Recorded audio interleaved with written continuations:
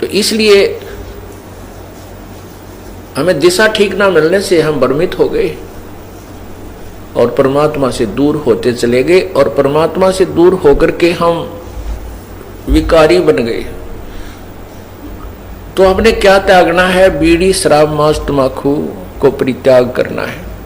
चोरी, ठगी, जारी, लूट, खसोट, डाके, इनको त्यागना है। ये हमने त्यागने पड़ेंगे। उसके बाद जो हमारे ऊपर 4-5 और विकार लगा रखे हैं काल भगवान ने, काम यानी विषय वासनाएं, क्रोध, मोह, लोभ, अहंकार, ये जीव के बस का नहीं कि इनको त्याग सके। बीड़ी, शराब, मांस, तंबाकू, चोरी, ठगी हम त्याग सकते हैं।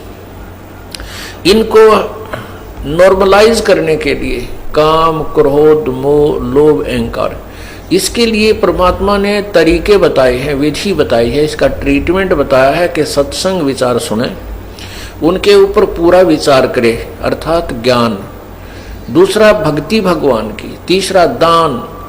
तो इससे क्या होता है? हमारे अंदर जो विकार हैं वो नॉर्मल होते चले जाते हैं। क्रोध भी कम हो जाता है, थोड़ा बहुत होता है तो वो सीमित सा रह जाता है, और पहले ज्यादा हो जाता था। भक्ति करने से इसमें इतना अंतर आता चला जाता है, और धीरे धीरे ये बिल्कुल जरा सा रह जाएगा, थोड़ी सी फूफा रह जाएगी। अब मन को ज्ञान रूपी रस्से से बांध दिया जाता है। ज्ञान रूपी, तत्व ज्ञान रूपी रस्से से मन को बांध दिया जाता है। जैसे कोई शरारती पशु है, बैल है, भैंस है, गाय है, उसको टाइट बांध दिया जाता रस्से से, तो वो उससे आगे हानि नहीं पहुंचा सकती। उस रस्से की रेंज में ही वह ऐसे सर सुर मार कर अपनी फूफा कर लेगी, लेकिन हानि नहीं पहुंचा सकता वो पशु। ठीक इसी प्रकार इस मन पशु को इस तत्व ज्ञान रूपी रस्से से परमात्मा बांध देता है। इसकी आदत तो है ऐसी फूफा बकवाद करने की, ओछी मंदी सोचने की, लेकिन ये ज्ञान रूपी रस्सा इसको सीमा पार नहीं करने देता, इसलिए हानि नहीं कर सकता आपकी। ये सब ये ज्ञान से ही रहेगा। अगर ज्ञान आप नहीं सुनोगे, सत्संग सुनने नहीं आओगे, या घर पे बैठ के सीडी वगैरह कैसेट एक आदि नहीं सुनोगे दिन में या दूसरे तीसरे दिन, तो ये मन जो है फिर भारी हो जाएगा, हैवी हो जाएगा आत्मा के ऊपर। आत्मा की खुराक है भगवान की चर्चा, मन की खुराक है संसारिक बातों में लीन रहना, बकवादें करना, रागनी सुनना, किसी की निंदा सुनना, और पर कई प्रकार की किसी प्रकार की चटपटी बातें शुरू कर दे, बड़ा प्रसन्न होकर सुनता है। और भगवान की जो कथा है वो केवल आत्मा को अच्छी लगती है। जब आत्मा तगड़ी रहेगी तो मन आत्मा के साथ रहेगा। एक बार गरीबदास साहिब जी, ये किसान थे, अपने घर बैठे थे, तो उनका एक किसान ही शिष्य था। वो आकर कहने लगा, महाराज जी आपके विचार सुनते हैं तब तक तो ये मन कति दुबका बैठा रहता है, सारी आंवर ले। ठीक कहे महाराज जी, सही कह रहे हैं, बिल्कुल ऐसे करूंगा। और यहाँ से बाहर जाते इसकी वही वाईफाई हो जाए, तो जाते ही वही विचार इसके नो के नो कर्म उसी तरह खेचा तानी रखे, इसका के समाधान हो प्रभु। तब उन्होंने बताया कि आपके पास 2 बैल हैं। हाँ जी। एक बैल दूसरे को मारता है, चारा भी नहीं चरने देता है। तो वो कहता है, किसान बिल्कुल सही कह रहे हो जी, तो आप क्या करते हो दूसरे बैल को चारा चराने के लिए?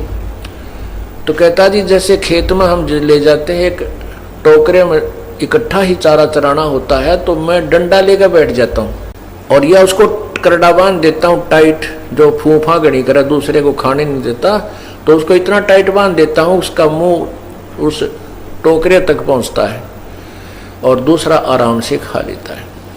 तो इसलिए परमात्मा कहते हैं ये मन और आत्मा 2 इकट्ठे जोड़ रखे हैं इस काल भगवान ने। ये 2 बैल है। अब ये मन जो है खुला चरकर तगड़ा हो गया, और ये तगड़ा होकर के आत्मा को डराता रहता है, और आत्मा इससे दुबकी बैठी है। अब तो आत्मा की खुराक बढ़ा दे, जैसे समझदार हाली क्या करता है कि जो दूसरे पशु को एक बैल तंग करता है तो उसकी खुराक कम कर देता है, उसकी बढ़ा देता है, तो वो तगड़ा हो जाता है। उस शरीफ ने तो मारना ही नहीं उसको, शरीफ बैल है वो नहीं मारता कभी दूसरे को। वो तगड़ा जब हो जाता है तो वो दूसरा कमजोर हो जाता है, तो उसकी आप ही मतना पड़ती है उस तगड़े की तरफ, सींग सांग पिनाण की। तो इसी प्रकार परमात्मा कहते हैं कि जब तुम आत्मा की खुराक बढ़ा दोगे या मजबूत हो जाएगी, तगड़ी हो जाएगी, फिर ये मन इसके अनुकूल होने लग जाएगा। मन इसको आत्मा इसको घसीट लेगी, अपने साथ घसीटती रहेगी और अन्य मार्ग पर नहीं जाने देगी। अभी ये आत्मा को घसीट ले जाता है, अपनी मर्जी चलाता है। इसलिए पुण्यात्माओं, सत्संग में आने से ज्ञान होता अपने को कि हमने क्या करना चाहिए।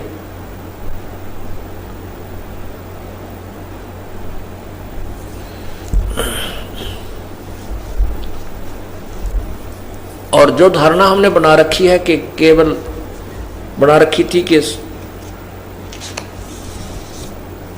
मोक्ष तो वही प्राप्त करते हैं जो घर त्याग जाते हैं, ऐसा कुछ नहीं है।